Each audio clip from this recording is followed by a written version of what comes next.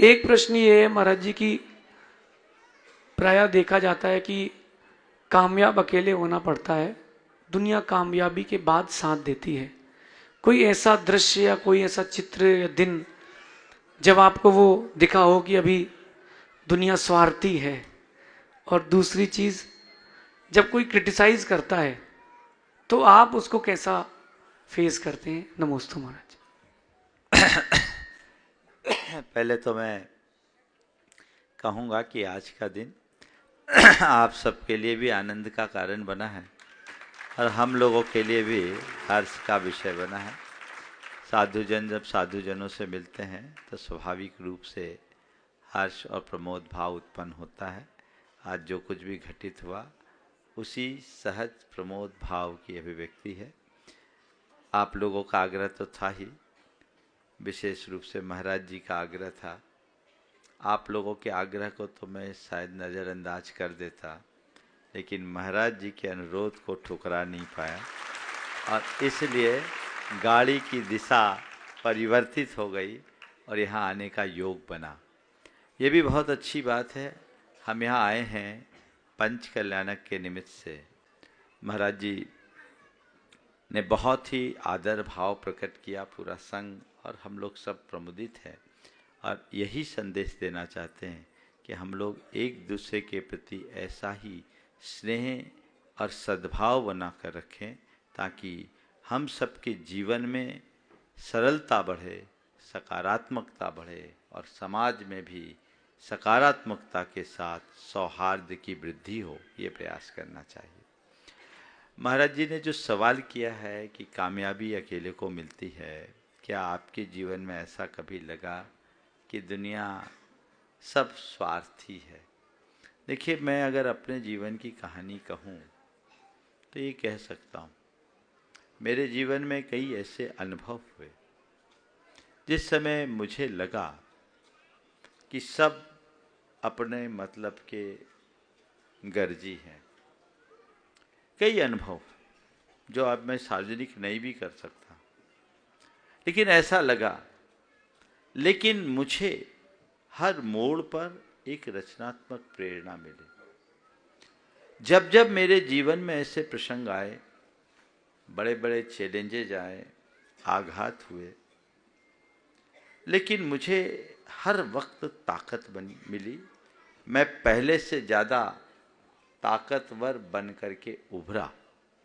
मुझे बल मिला और मैं भीतर और बाहर दोनों रूप में अपने आप को मजबूत महसूस किया।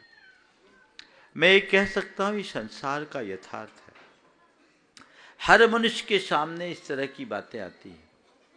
विपरीत परिस्थितियों को एक चुनौती के रूप में स्वीकारना चाहिए और अपनी कुशलता से उसे उपलब्धि के रूप में परिवर्तित करना चाहिए।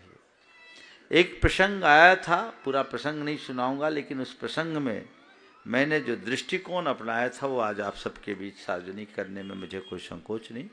एक बार मैंने कहा था कि हवा के झोंके से शाख टूटी जरूर है, पर मैं इसे सूखने नहीं दूंगा, कलम बनाकर पेड़ बनाकर गुलाब खिलाऊंगा। बस जिस मनुष्य के अंदर ऐसा आत्मविश्वास होता है, जिसकी सोच सकारात्मक होती है, वह हमेशा ऊंचाइयों को छूता है। और अपने जीवन का ये मंत्र मानो।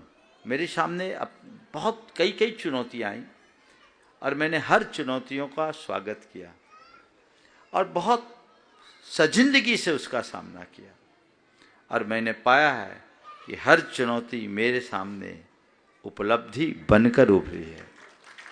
तो ये चैलेंज को अचीवमेंट बनाना हर सफल व्यक्ति के जीवन का एक बड़ा गुण है। मैं अपने आप को एक सफल व्यक्ति के रूप में नहीं मानता, क्योंकि मैं अपने आप को सफल तब मानूंगा जब मैं सिद्धालय में जगह बनाऊंगा।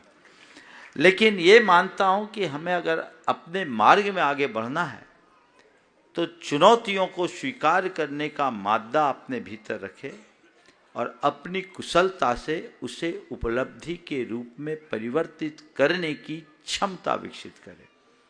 दूसरी बात, आलोचक तो होंगे ही।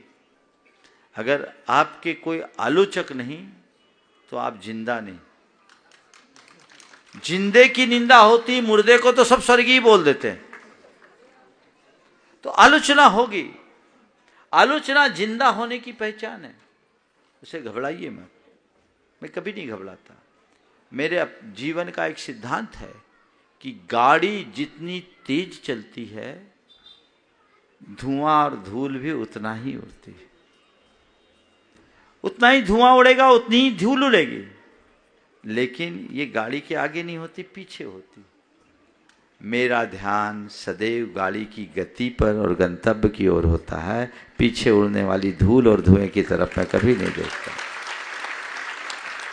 उसे कभी देखो ही मत, ये सहज होगा। हाँ, लेकिन एक सावधानी भी रखना है कि अपनी गाड़ी की गति का नियंत्रण नहीं खोना चाहिए और गंतव्य कभी ओझल नहीं होना चाहिए। सोच समझकर निर्णय लेना, आत्मविश्वास के साथ आगे बढ़ना और सकारात्मकता से उसे पूरा करना। मेरे सामने कई बार ऐसे प्रसंग आए